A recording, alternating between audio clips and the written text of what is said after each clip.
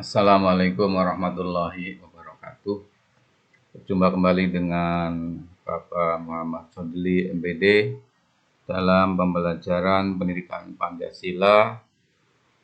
Kali ini kita akan mempelajari materi tentang wawasan Nusantara dalam konteks Negara Kesatuan Republik Indonesia. Ini adalah materi PPKN kelas 10 untuk pelajar SMA dan madrasah aliyah.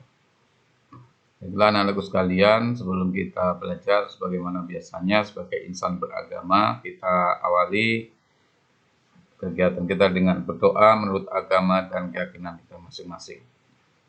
Bagi yang beragama Islam, kita awali dengan membaca basmalah. Bismillahirrahmanirrahim.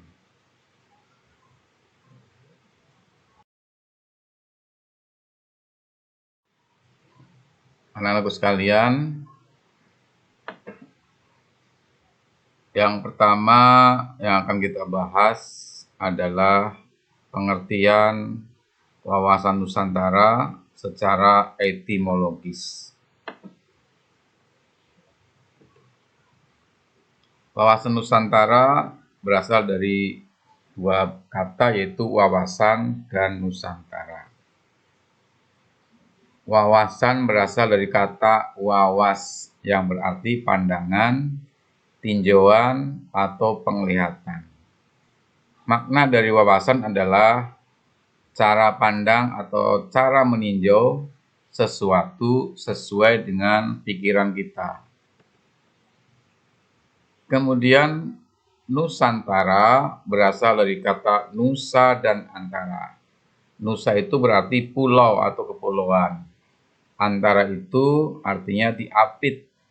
Jadi Nusantara itu artinya kepulauan yang diapit atau berada di tengah-tengah. Jadi secara etimologis, wawasan Nusantara berarti cara memandang suatu bangsa terhadap negara Indonesia, yaitu kepulauan yang diapit oleh benua Asia dan benua Australia. Kemudian yang berikutnya adalah pengertian wawasan Nusantara secara terminologis. Ada beberapa pendapat yang akan Bapak sampaikan pada pengertian secara terminologis. Yang pertama adalah menurut Profesor Wan Usman. Menurut Profesor Wan Usman bahwa cara pandang bangsa Indonesia mengenai diri dan tanah airnya sebagai negara kepulauan dengan semua aspek kehidupan yang beragam. Itu makna wawasan Nusantara secara terminologis. Kemudian yang kedua, berdasarkan rumusan yang ada di Garis-Garis Besar Haluan Negara tahun 1998. Wawasan Nusantara adalah cara pandang dan sikap bangsa Indonesia mengenai diri dan lingkungannya dalam penyelenggaraan kehidupan bermasyarakat, berbangsa, dan bernegara. Kemudian yang berikutnya, pengertian wawasan Nusantara secara terminologis menurut Ketetapan MPR tahun 1999. Wawasan Nusantara merupakan cara pandang dan sikap bangsa Indonesia mengenai diri dan lingkungannya yang serba beragam dan bernilai strategis dengan mengutamakan persatuan dan kesatuan bangsa serta kesatuan wilayah dalam menyelenggarakan kehidupan bermasyarakat, berbangsa, dan bernegara untuk mencapai tujuan nasional. Ini definisi yang paling lengkap menurut saya.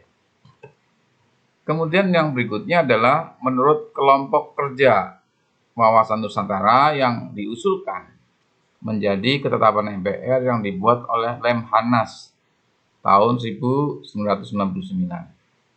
Wawasan Nusantara adalah cara pandang dan sikap bangsa Indonesia mengenai diri dan lingkungannya yang serba beragam dan bernilai strategis dengan mengutamakan persatuan dan kesatuan wilayah dalam menyelenggarakan kehidupan bermasyarakat, berbangsa, dan bernegara untuk mencapai tujuan nasional. Nah, kedua rumusan ini memiliki suatu kesamaan, Ya, kalau kita perhatikan rumusannya hampir sama ya, bahwa tujuan dari wawasan Nusantara adalah untuk mencapai tujuan nasional. Ini secara terminologis. Kemudian anak-anak sekalian, apa sesungguhnya dari wawasan Nusantara itu?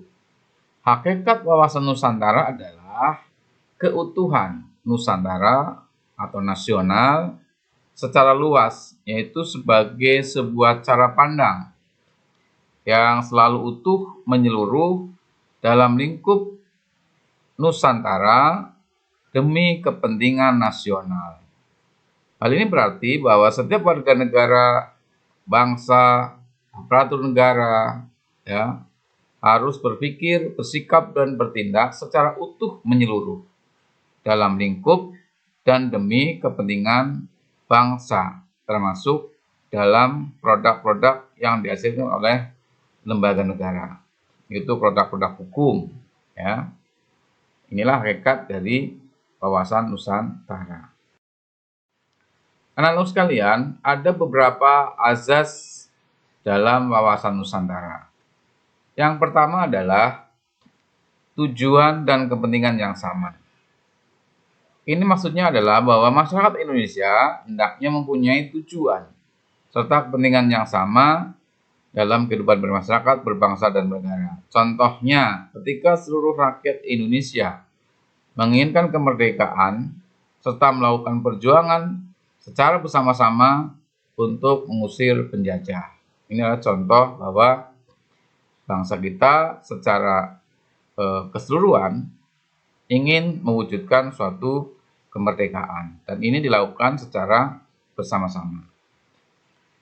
Kemudian yang kedua adalah azas keadilan.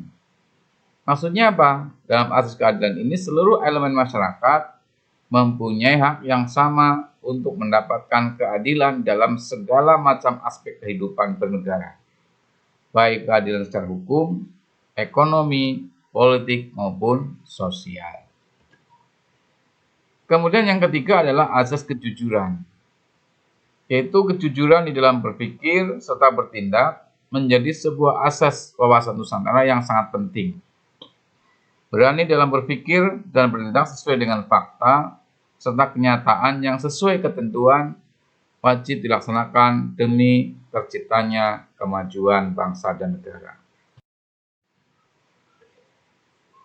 Selanjutnya adalah azas solidaritas, yaitu adanya sikap solidaritas menjadi sebuah bentuk kepedulian terhadap orang lain maupun untuk berbagi serta berkorban demi kepentingan yang lebih baik dan lebih besar.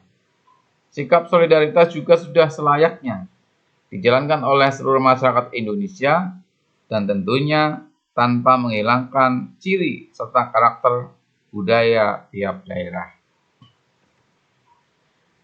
Yang kelima adalah azas kerjasama. Dengan adanya azas kesadaran akan tujuan serta kepentingan yang sama, maka dapat menimbulkan kerjasama serta koordinasi antar elemen masyarakat. Kerjasama serta koordinasi tersebut bisa dilaksanakan atas dasar kesetaraan, agar terciptanya efektivitas untuk mencapai tujuan bersama.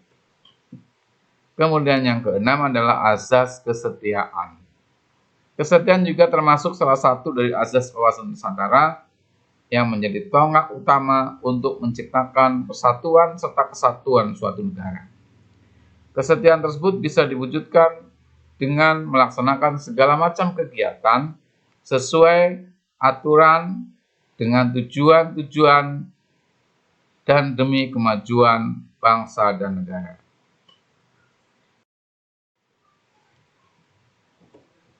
Kemudian berikutnya, bagaimana kedudukan wawasan Nusantara itu? Kedudukan wawasan Nusantara menjadi sangat penting dalam mewujudkan tujuan nasional. Wawasan Nusantara menjadi sebuah wawasan nasional bagi bangsa Indonesia dan merupakan ajaran yang diyakini kebenarannya oleh seluruh rakyat Indonesia, supaya tidak terjadi penyesatan atau penyimpangan dalam upaya mewujudkan cita-cita serta tujuan nasional. Dengan demikian, maka kedudukan wawasan Nusantara itu sangat penting. Itu dalam rangka untuk mengarahkan agar bangsa kita mengarah pada cita-cita dan tujuan yang sudah dirumuskan bersama. Kemudian, adanya kedudukan wawasan Nusantara menjadi landasan visional untuk menyelenggarakan kehidupan nasional dalam kehidupan berbangsa dan bernegara. Berikutnya adalah fungsi wawasan Nusantara. Yang pertama adalah sebagai wawasan pembangunan. Fungsi yang pertama sebagai wawasan dalam pembangunan Indonesia. Ada beberapa unsur di dalamnya seperti unsur politik, kesatuan politik, kesatuan pertahanan dan keamanan, serta ekonomi dan sosial budaya. Kemudian yang kedua sebagai konsep ketahanan nasional. Sebagai konsep ketahanan sosial yang memegang peranan penting di dalam perencanaan pembangunan, kewilayahan, serta pertahanan keamanan nasional. Yang ketiga sebagai wawasan pertahanan dan keamanan. Wawasan Nusantara juga berfungsi sebagai pertahanan serta keamanan nasional yang mengarah pada pandangan geopolitik negara Indonesia. Pandangan tersebut mencakup tanah air serta segenap wilayah negara kesatuan Republik Indonesia. Kemudian yang keempat adalah fungsi wawasan kewilayahan. Fungsi wawasan Nusantara yang terakhir yaitu sebagai wawasan kewilayahan Indonesia, termasuk di dalamnya pemahaman mengenai batas wilayah Indonesia agar dapat terhindar dari potensi sengketa dengan negara lain. Anak-anakku yang berbahagia, nah kemudian apa sebetulnya tujuan dari wawasan Nusantara itu? Sebenarnya, secara umum tujuan wawasan Nusantara adalah untuk mewujudkan rasa cinta tanah air dari seluruh aspek kehidupan bermasyarakat. Tujuan tersebut dilakukan dengan tindakan dan perilaku masyarakat yang selalu mengutamakan kepentingan nasional dibandingkan dengan kepentingan pribadi, kelompok atau golongan, suku, bangsa atau daerah, bahkan agama. Jadi dengan demikian, tujuan wawasan Nusantara adalah untuk mewujudkan adanya rasa cinta tanah air, ya, meletakkan kecintaan tanah air dan bangsa di atas kepentingan pribadi atau golongan. Sehingga di dalam wawasan Nusantara akan dicapai adanya suatu kepentingan nasional, adalah kepentingan yang lebih besar daripada kepentingan apapun. Demikianlah anak sekalian, paparan singkat tentang wawasan Nusantara. Mudah-mudahan menambah pengetahuan kalian. Terima kasih atas segala perhatiannya dan jangan lupa subscribe, like, dan share. Mudah-mudahan materi singkat ini dapat bermanfaat untuk kita semuanya. Terima kasih. Mari kita tutup pertemuan ini dengan baca hamdalah. Alhamdulillahirabbil alamin. Assalamualaikum warahmatullahi wabarakatuh.